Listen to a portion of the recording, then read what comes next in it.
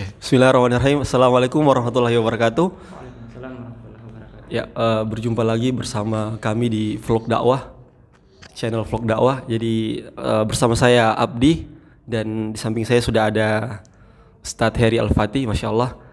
Kali ini saya akan bersama Ustadz Heri akan membahas mengenai satu perkara yang masih menjadi tanda tanya sampai saat ini. Mengenai perlombaan atau bisa dibilang semacam perlombaan hafalan Quran. Nah, pertanyaan saya kepada Ustadz Heri, mohon tanggapannya Ustadz. Kira-kira menurut Ustadz bagaimana terkait dengan hari ini begitu maraknya diselenggarakan perlombaan-perlombaan di bidang hafalan Quran ataupun kesenian Al-Quran, akan tetapi ini hanya sebatas dihafalkan, hanya sebatas diperlombakan kemudian diberikan hadiah. Sedangkan ada sebagian orang-orang di luar sana yang mencoba untuk memperjuangkan Al-Quran ini, yang mencoba untuk mendakwahkan Al-Quran ini, tidak sebatas untuk dihafalkan, itu malah justru dipersekusi, dilarang begitu Ustaz. Malah ada sampai yang diberikan berbagai macam tekanan-tekanan begitu Ustaz. Jadi sebenarnya tujuan dari perlombaan Quran ini untuk agama ini apa sebenarnya Ustaz? Sehingga kita bisa rasakan bersama-sama manfaatnya itu. Seperti itu Ustaz. Mohon tanggapannya. Baik. Bismillahirrahmanirrahim. Assalamualaikum warahmatullahi wabarakatuh. Jadi baik, ini pertanyaannya menarik sekali dan saya juga baru pertama kali dapatkan pertanyaan seperti itu. Meskipun dulu sempat sih berpikir juga seperti apa yang antum sampaikan tadi. Jadi teman-teman, dan ini yang kita rasakan hari ini, kita saksikan di depan mata bagaimana Al-Quran itu di mana-mana diperlombakan gitu ya, dalam sebuah kegiatan namanya MTQ, Musabaqah Tilawatil Quran. Pertama, tanggapan saya terkait hal-hal seperti itu, tentu ini adalah satu hal yang baik yang harus kita kemudian apresiasi, kita support, karena segala hal yang bertujuan kepada kebaikan, sekecil apapun itu harus kita dukung, harus kita support. Nah, tapi nanti mungkin ada satu sisi yang tidak semua juga saya mensupport ya.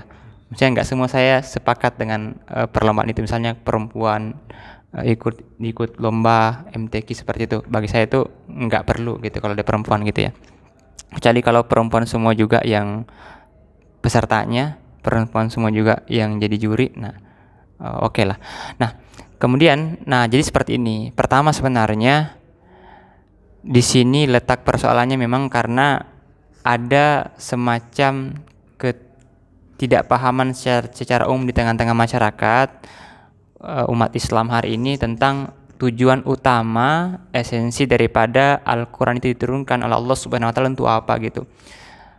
Kebanyakan kita hanya memahami hanya sekedar untuk dibaca saja gitu, hanya sekedar untuk dibaca, diperlombakan, dijadikan doa gitu. Kalaupun diamalkan dalam kehidupan, ya mungkin hanya dalam ibadah ritual seperti itu kan.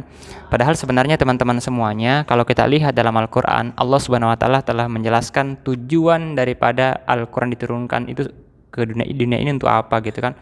Teman-teman bisa buka dalam Quran surah kedua Al-Baqarah ayat ke-185. Ya, 2 ayat setelah perintah puasa. Allah sebutkan di sana, auzubillahi minasyaitonirrajim, syahrul ramadan allazi unzila fihil Qur'an hudan linnas wa bayyinatin minal huda wal furqan. Dan pada bulan suci Ramadan diturunkan Al-Qur'an itu pertama kali sebagai apa? Sebagai hudan linnas. Pertama Allah jelaskan tujuan utama Al-Qur'an diturunkan sebagai petunjuk bagi manusia. Yang kedua, wa bayyinatin minal huda wal furqan. Jadi penjelasan mengenai sebagai penjelasan. Kemudian yang ketiga adalah wal furqan, sebagai pembeda antara yang hak dan yang batil. Nah, hari ini kita saksikan bahwa Al-Qur'an itu enggak dijadikan sebagai hudan, sebagai petunjuk di tengah-tengah masyarakat hari ini.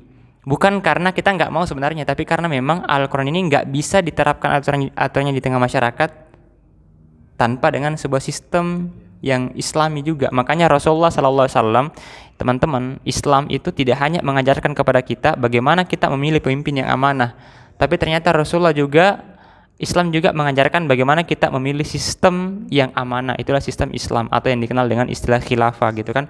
Nah, teman-teman, tapi yang jadi persoalan hari ini karena seperti tadi disampaikan oleh Ahina Abdi bahwa ketika Al-Quran dibacakan, diperlombakan itu justru difasilitasi, diberikan panggung gitu kan, diadakan, didukung oleh pemerintah. Di saat yang sama, kenapa ketika ayat-ayat Al-Quran itu didakwahkan, ingin diterapkan aturannya, justru kemudian dilarang, dipersekusi, bahkan diberi label radikal kalau mendakwahkan penerapan syariah? Kan aneh. Di saat yang sama mereka menjadikan Al-Quran sebagai perlombaan, tapi ketika hukum-hukumnya yang diterapkan justru dilarang gitu kan. Ada apa? Nah teman-teman, ini semakin menunjukkan kepada kita, harusnya kita sadar bahwa memang hari ini kita hidup di sebuah kehidupan sistem yang tidak sedang mendukung untuk diterapkan Islam. Makanya kita nggak mungkin bisa berharap akan lahir pemimpin yang amanah dalam sistem yang tidak Islami gitu kan. Nah teman-teman, jadi sebenarnya memang nggak nyambung gitu kan. Dan kalau misalnya kita berharap Islam diterapkan, aturan Al-Quran diterapkan dalam sistem yang tidak Islami, itu pertama. Jadi wajar saja kalau misalnya hari ini berbagai upaya dari rezim, penguasa, atau orang-orang yang tidak senang ketika Islam diterapkan, mereka itu sengaja, bagi saya gini, ada semacam upaya bagaimana kaum muslimin itu hari ini mereka dibuat sibuk dengan acara-acara seperti yang tadi disampaikan. Ya biarlah umat ini sibuk mengadakan yang namanya MTQ, perlombaan, lomba hafal Quran, lomba kemudian bacaan Al-Quran. Tapi mereka nggak diberi ruang ketika mereka mendakwakan isi Al-Quran tadi itu. Kalaupun didakwakan isi Al-Quran, biarlah sebatas ibadah ritual saja, akhlak, ibadah, adab misalnya. Tapi kalau mereka menyampaikan level syariah pemerintahan itu harus dilarang, dan ini hal yang wajar sekali karena memang hari ini kita hidup dalam sebuah sistem yang tidak Islami, dan itu kita harus menyadari itu. Dan di sini saya kira kita harus menjelaskan ke masyarakat bahwa kalaulah kita begitu bersemangat mengikuti perlombaan Al-Quran, kita dorong anak-anak kita menjadi penghafal Quran, dan kita harus menjelaskan lagi bahwa sebenarnya tujuan utama Al-Quran diturunkan itu bukan untuk dibaca saja, bukan untuk kemudian dihafalkan saja, bukan. Makanya kemudian Allah Subhanahu wa taala itu mengabadikan bagaimana perkataan Rasulullah SAW dalam Quran surah Al-Furqan itu. Allah berfirman, wa qala ar-rasulu ya rabbi inna qaumi ittakhazu hadzal qur'ana mahjura, dan berkatalah Rasulullah, ya duhai Tuhanku, sesungguhnya kaumku ini telah menjadikan Al-Quran ini sebagai sesuatu yang diabaikan. Bagaimana maksudnya Al-Quran itu diabaikan? Syekhul Islam Ibnu Taimiyah menjelaskan bahwa ketika orang itu tidak membaca Al-Quran, maka dia sudah mengabaikan Al-Quran. Yang kedua, orang itu baca Quran tapi tidak berusaha untuk memahami maknanya, maka dia juga termasuk orang yang mengabaikan Al-Quran. Yang ketiga, ketika orang itu membaca, memahami maknanya tapi tidak mengamalkan apa-apa yang dia sudah pahami, apa-apa yang terkandung dalam Al-Quran, maka dia juga termasuk orang yang mengabaikan Al-Quran. Jadi sebenarnya secara nggak langsung, kalau hari ini kita sibuk mengikuti lomba menghafal Quran, tapi kita nggak pernah berusaha mau memahaminya, apalagi sampai menerapkan hukum-hukum Al-Quran, maka kita juga termasuk orang-orang yang mengabaikan Al-Quran gitu. Nah jadi tanggapan saya seperti itu. Saya tidak kemudian nggak senang, justru kita mengapresiasi ketika ada perlombaan menghafal Quran, musabaqah tilawatil Quran gitu kan. Tapi sayang, Al-Quran itu nggak cukup sampai di situ saja. Bahkan tujuan utama diturunkan bukan untuk seperti itu sebenarnya, tapi untuk dijadikan hudan linnas, petunjuk bagi seluruh manusia. Dengan itulah kehidupan Islami itu kita saksikan di tengah masyarakat. Keadilan, keberkahan itu nanti Allah akan turunkan ketika hukum Allah diterapkan, hukum Al-Quran diterapkan, dan nggak perlu nanti ada perlombaan-perlombaan seperti itu. Jadi gini, kenapa sebenarnya diadakan perlombaan? Itu kan untuk motivasi agar anak-anak bangsa itu semangat untuk kemudian belajar Quran, menghafal Quran. Dan saya yakin kalau Islam itu tegak, hukum-hukum Allah diterapkan di tengah-tengah masyarakat, maka nanti nggak perlu ada perlombaan. Kenapa? Karena dengan sendirinya mereka nanti akan terdorong untuk taat. Hari ini perlombaan-perlombaan itu diadakan sebenarnya karena ya pemerintah sadar atau orang-orang tua sadar kalau anak-anak mereka itu mulai jauh daripada Al-Quran. Bagaimana mereka nggak jauh dari Al-Quran kalau kehidupan hari ini memang menjauhkan generasi muda dari Al-Quran? Tapi nggak terlalu berdampak banyak sih sebenarnya bagi saya terkait tentang perlombaan seperti itu. Ya mungkin berdampak tapi nggak banyak, karena hari ini di saat yang sama serangan-serangan budaya yang merusak itu kan budaya barat, hedonisme. Jadi generasi muda kita dirusak lewat berbagai macam cara gitu kan, lewat tontonan. Ya lihatlah tontonan hari ini gitu kan. Makanya sering kan kita dapati ya. Saya katakan sering karena banyak fakta yang saya dapat seperti itu. Ada penghafal Quran, imam masjid hafal Quran, perempuannya juga bercadar, hafal Quran, pacaran gitu kan.